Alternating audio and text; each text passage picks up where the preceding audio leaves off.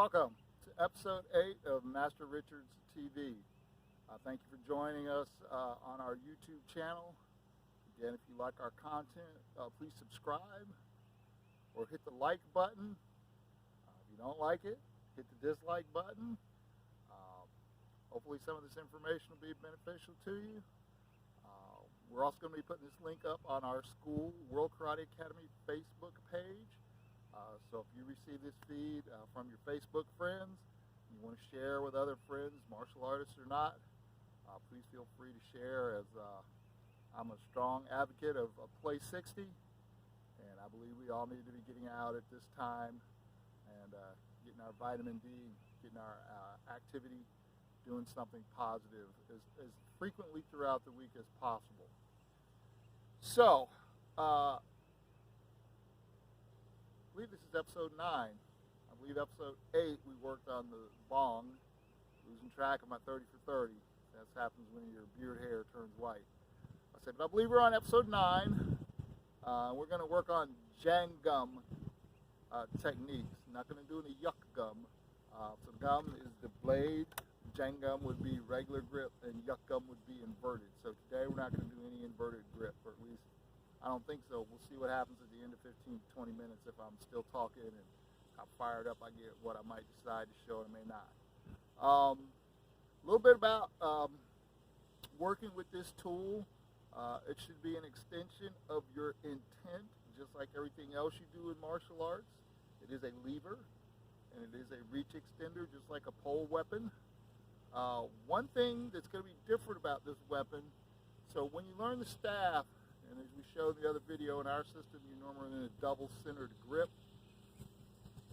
It changes your center of gravity slightly forward because the staff does have weight, but it basically moves it from here to a little bit forward.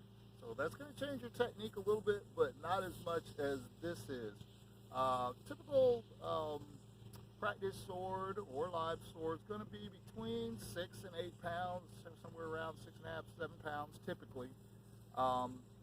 And as Koreans, we wield the sword two-handed and one-handed, regular grip and inverted. So in the one-handed grip, the sword is on one side of your body and usually arm's length from your body. So that's going to change your center of gravity, even though it's only 7 pounds, and that tends to affect your footwork and just getting oriented to doing all that. So that's one of the reasons that in our system and in my school, this is normally introduced to first degree black belts, because we want you to have that house, that solid foundation we talked about, built up real strong and real solid, because this is actually going to minutely and in subtle ways that you won't realize change how you're moving. Okay, and you're going to have to retrain and get used to that. All right, so these philosophy nuggets always come out. So this is my favorite tool. Maybe this and Dangum, maybe it's a toss-up, but you're going to get a little bit of the sword work according to me. Going back to what one of the masters in Hapkido that I trained with always said, always declare where you got what you're about to share from. So I'm going to give a shout out to Master Michael Hicks. He's one of my mentors, whether he knows that or not. I think we've shared some at Master's Clinic, and he really took me under my wing at an early, very junior, third degree point in my life, and showed me a lot of stuff on how we did sword work at that time in our system and the knife form. Actually spent a weekend in his home with his family. Going to give a shout out to another one of my good friends who actually tested Master Cycle with me. Senior Master Mark Taylor was probably a teenager this weekend that I spent at Master Hicks' house. And he goes, yeah, I got one of my students, he's going to come train with us. He gets on the phone. I think he woke Mark up and made him come down to the dojang so I would have a partner. So I really enjoyed being your partner at the Master's Clinic and just getting to reconnect and renew that friendship. And you probably didn't know, I was the crazy guy that somebody made you get out of bed and come down on a Saturday and train with, but it's really helped me. So a lot of what I do comes from how Master Michael Hicks does that. If you're fortunate enough to be anywhere in Alabama, I would look him up, get with him and train with him. He's a great guy, a lot of knowledge, and he'll shoot you straight. So, moving on.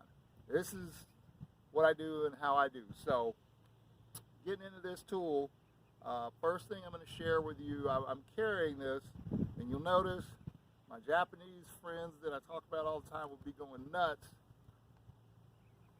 because they would tell you that the katana's got to be in the belt of the obi, blade up, so that for them you can do this draw, or you can do this draw.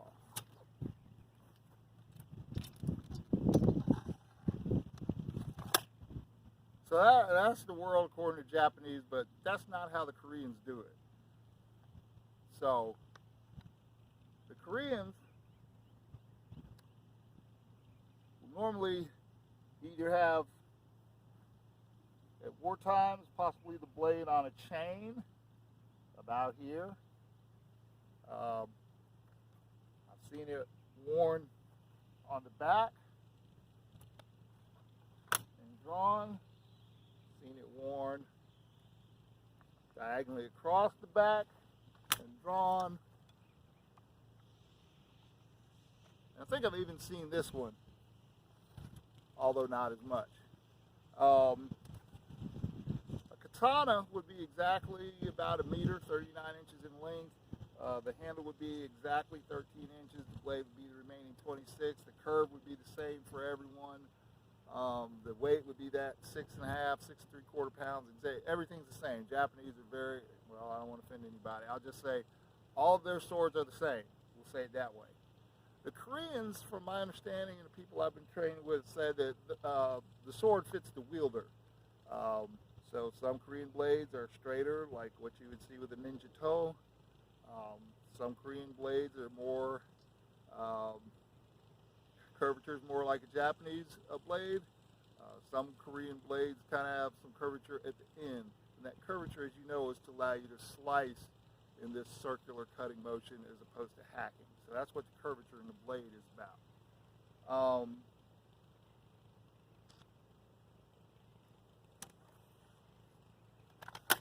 Getting back to this position is where you'll see Europeans, medieval, U.S. cavalry soldiers.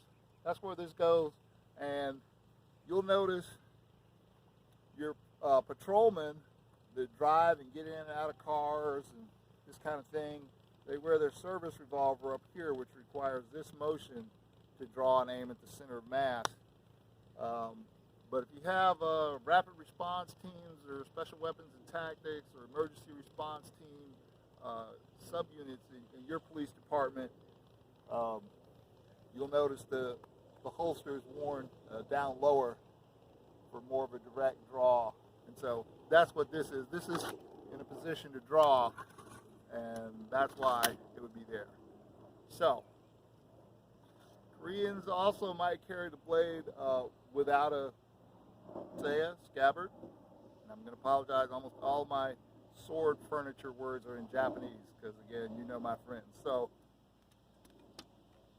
this would be a safe carry for Korean. The dull edge of the blade is tucked into my body so that I can keep this blade out of harm's way of anybody else who may be walking around. I've got a live blade. So again, that's a pet peeve of mine. So in gun safety, every gun's loaded. So even though this is an aluminum practice blade, this is the blade, and it's dangerous. So in our school, if I catch you without this thumb lock on, wandering around playing with this tool, I'll probably take it away from you and tell you you're not ready. We'll wait until you're mature enough to handle this, training sword or not. So let's get to that. So this is the safety on this weapon, but it's also an integral part of the draw. I'm going to move this thumb from the top of the tsuba to the bottom of the tsuba. Now I'm going to push up. The sides of this saya, the wood should have just enough tension which mine doesn't. I've been drawing this sword a lot. To keep the sword from falling out, and that thumb motion is going to clear the little bit of stickiness at the beginning of your draw. So that's part of your draw. That's safety on. That's single action, cock back, ready to draw. Okay? Moving on, we'll just get into drawing is what I'm going to cover. We'll see how far I go before the sun goes down and my lighting changes or I get tired of talking.